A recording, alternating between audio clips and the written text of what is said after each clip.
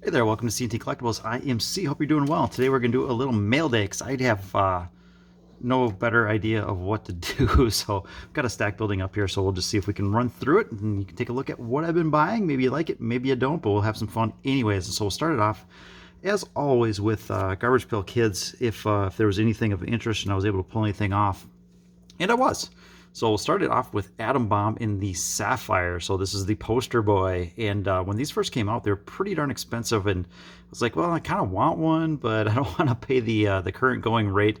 And since then, they've dropped down quite a bit here. So decided to pick up one of those, and just goes to show you if you're patient on these things, don't buy them at release. Just wait a little bit, and you can do all right. So of course, got to get a charred chat if at all possible. And this is the refractor version. I think I already had one of these. I wasn't sure, but it was tied in with another one. So really, for shipping purposes, I picked that one up.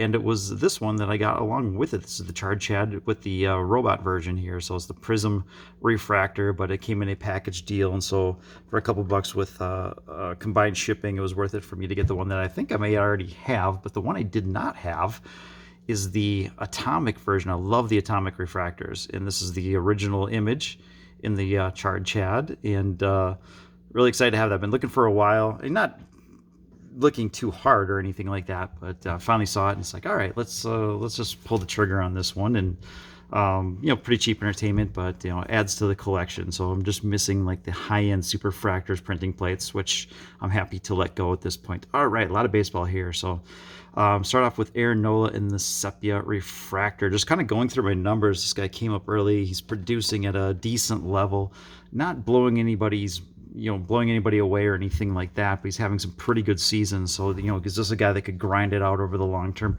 Maybe he didn't really have any of his cards, so for $4, let's just take a shot here. All right, a player that is kind of lighting it up is Mr. Austin Riley. So another great week by him. Great season overall. 24 years old.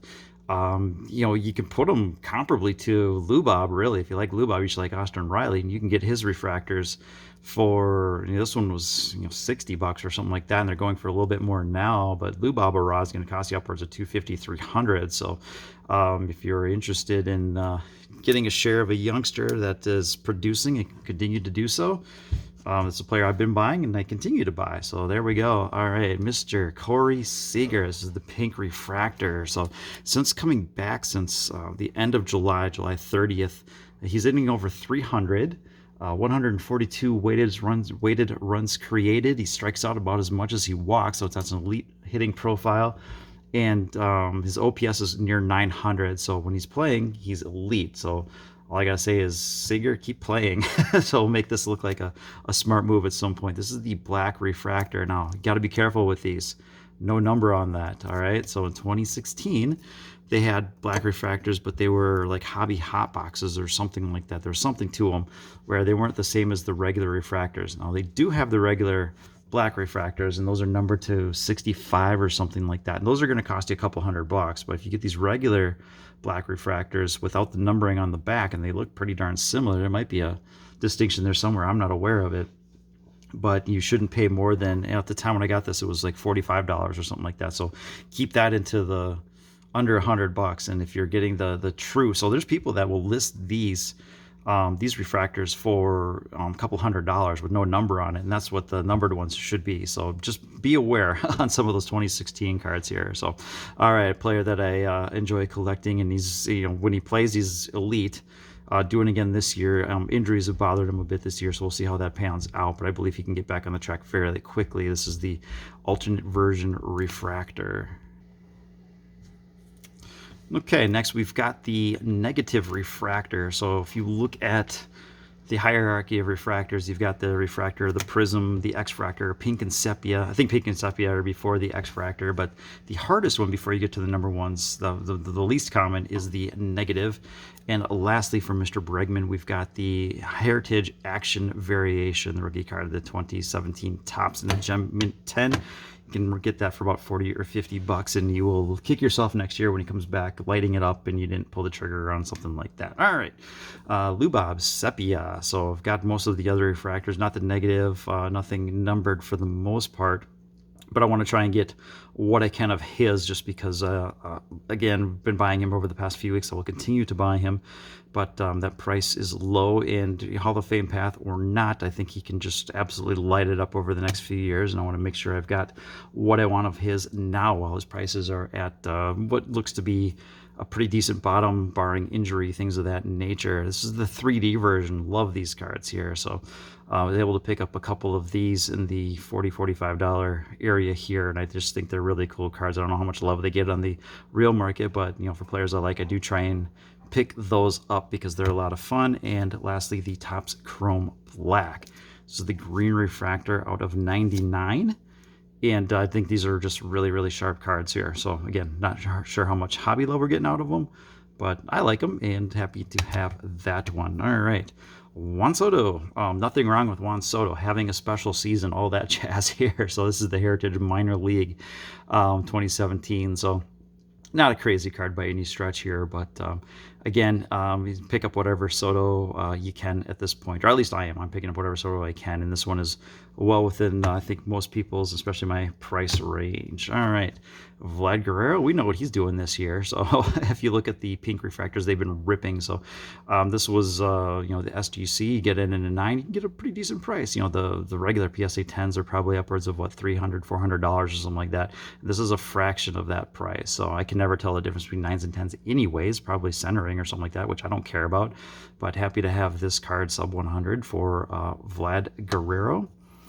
And keeping with the pink theme here, Tatis. So falling off just a little bit here. His prices have, the base cards have come down a little bit. The pinks are holding up a little bit better because they're a little bit more scarce. But longer term, it's worth a shot, I think. I've got most of the other refractors, so I think I just wanted to pull the trigger on this one and be done with it. So there was, past couple market reviews, Tatis was, the pinks were hitting around the bottom one, so I got a decent price on this one here. So pretty happy about that one.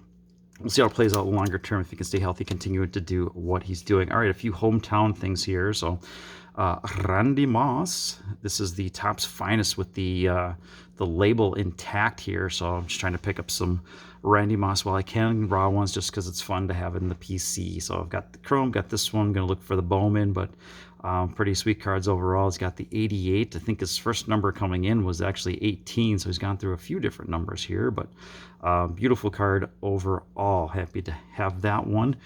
This year is the year of two-way players that can hit, players that can pitch. And this player right here, y'all know him here. It's not a big deal here. Not a big surprise. But you can see that his pitching profile is pretty solid, and his hitting profile is elite. It's something pretty unusual. And of course, I am talking about Willians Astudillo. So, and dog fur. Had to have this one here. This is the short print, the pitching version, which is kind of hilarious. Of course, that's not what he does, but they brought him in for a couple of innings here. He's throwing about 35–40 miles per hour, getting lineouts to Donaldson, and you look at that. That's just, that's the epitome of suave, grace, beauty, everything you want out of a baseball pitcher right there. So him and Bartolo, just big sexties is what I'm going to call them. So his hitting profile, he just hits everything. Not very well, but he does hit everything. So just a fun card to have. Sometimes you just see a card at a price and you're just going to pay it. So, for $8, I'm like, I don't care if it's a $2 card. I'm just buying it. And then wrap it up here with trying to go for some more vintage stuff here. So really wanted to look at Twins Hall of Famers, and there are a few that are bigger than the killer, Harmon Killebrew. 500 home runs, Hall of Famer, beautiful signature. This is an icon in Twins history here. So you have Killer, Carew, Oliva, recently Mauer, Puckett. I mean, just a lot of those guys. I had a lot of those rookie cards. I think I'm going to pick up some more of them, and it starts with the big guy here. So I'm extremely excited to have this card in my collection, and in pretty nice condition here. So pretty decent centering, and all things considered, I'm very happy with it. So that's what I got for you. Hopefully it gives you some thoughts, or mostly I just hope you enjoyed it. So that's what I got. Have a great rest of the day. We'll talk to you later. Bye.